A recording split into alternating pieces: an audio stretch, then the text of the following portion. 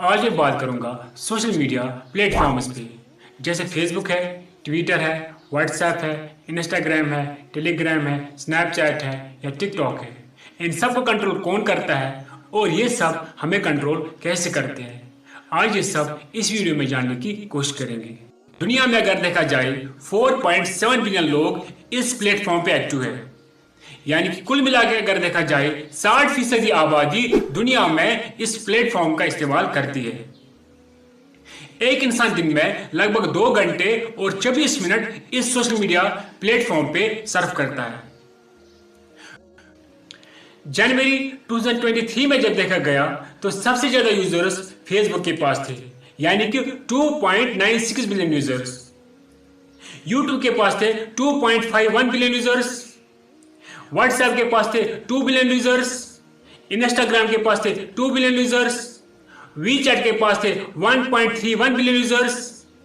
TikTok के पास थे 1.05 billion users. Facebook messenger के पास थे 931 मिलियन यूजर्स। और जो टेलीग्राम है उनके पास थे 750 मिलियन यूजर्स। और जो स्नैपचैट है उनके पास थे 635 मिलियन यूजर्स। कुल मिला के अगर देखा जाए तो बहुत सारे लोग एक्टिव है इन प्लेटफॉर्म्स पे। जब सोशल मीडिया था उसको बनाया गया था स्मार्टफोन्स के लिए, लेकिन अब सोशल मीडिया इतना स्ट्रांग हो चुका है कि अब स्मार्टफोन्स बनाए जा रहे हैं सोशल मीडिया के लिए। लोग यही समझते हैं कि सोशल मीडिया पे हम लोग कोई भी इंफॉर्मेशन हासिल कर सकते हैं और कोई भी जानकारी हासिल कर सकते हैं। इसके साथ साथ हम लोग यहाँ से कोई भी एंटरटेनमेंट कर सकते हैं। हमें ये फ्री टूल लग रहा है, लेकिन दूसरे साइड से हमारी इंफॉर्मेशन को कैसे इस्तेमाल किया जाता है, कैसे हमारे दिमाग को रीड करते हैं, हमारे डेटा के साथ क्या क्या किया जाता है, ये भी हम इसमें जानने की कोशिश करेंगे।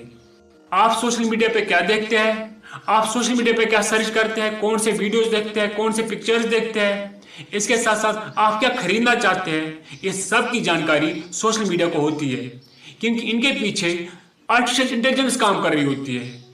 वो सबसे पहले आपसे आपकी जानकारी हासिल करते हैं, आपके दिमाग में क्या चल रहा है, आप क्या सोच रहे हैं, आप क्या देखना चाहते हैं, आप कौन सा वीडियो देखना चाहते हैं, कौन सी इमेज देखना चाहते हैं, आप क्या खरीदना चाहते हैं, आप इस टाइम कहां पे हो, आपकी लोकेशन तक उनको पता होती है। इट मीन्स उनको आपकी A to Z इंफॉर्मेशन होती है। फिर उसी इंफॉर्मेशन को लेके आपके सामने उसी हिसाब का स्टफ रखा जाता है। आप जो वीडियो पसंद करते हो वही वीडियो आपके सामने लाया जाता है। आप जो पिक्चर देखना चाहते हो उसी टाइप की पिक्चर आपके सामने लाई जाती है। आप जो भी इवेंट देखना चाहते हो वही इवेंट आपके सामने लाया जाता है। आप जो चीज खरीदना चाहते हो उसी टाइप का एड आपके सामने लाया जाता है। इस सब को कंट्रोल यही कंप्यूटर्स करते हैं। और फिर आपके सामने जब आपकी चॉइस के जो स्टफ लाया जाता है तो आप पहला वीडियो देखते हैं, फिर दूसरा वीडियो भी आपकी चॉइस का होता है, तीसरा वीडियो भी आपकी चॉइस का होता है। आप ये वीडियो देखते रहते हैं, आप ये इवेंट्स देखते रहते हैं, लगातार कंटिन्यूसली आप लगे रहते हो इस प्लेटफॉर्म पे, जिसकी वजह से आपको इसकी एडिक्शन हो जाती है। एक साइड से आप इस प्लेटफॉर्म के एडिक्टिव बनते हो, दूसरे साइड से आपकी पर्सनल इंफॉर्मेशन भी हासिल की जा रही है। इसी तरह हर एक इंसान चाहता है कि लोग मुझे पसंद करें, लोग मुझे लाइक करें।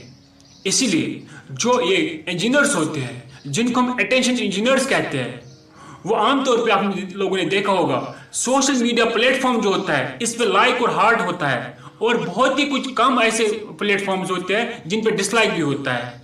ये इसीलिए इसको रखते हैं ताकि जब एक इंसान अपना फोटोग्राफ या अपना वीडियो सोशल मीडिया पे ऐड करे, अपलोड करे, तो लोग उसको लाइक दे, लोग उसको हार्ट दे, फिर जाके ये इंसान को बार बार देखेगा। क्योंकि इंसान चाहता है कि मेरी तारीफ की जाए, इंसान चाहता है कि मुझे लोग पसंद करें। जब उसको लाइक मिलेगा, उसको हार्ट मिलेगा, वो दोबारा हमारे सोशल मीडिया प्लेटफॉर्म को ओपन करेगा। इस तरीके से वो बार बार इसको खोलेगा और अपनी लाइक्स और अपने कमेंट्स को चेक करता रहेगा, जिसकी वजह से ये इसका एडिक्टिव बन जाएगा। साथ साथ और एक फीचर है जिसको हम बोलते हैं फिल्टर। जब एक इंसान फिल्टर का इस्तेमाल करता है वो खूबसूरत दिखता है। फिर जब वो अपने फोटोज या वीडियोज अपलोड करता है सोशल मीडिया पे, लोग उसकी तारीफ करते हैं।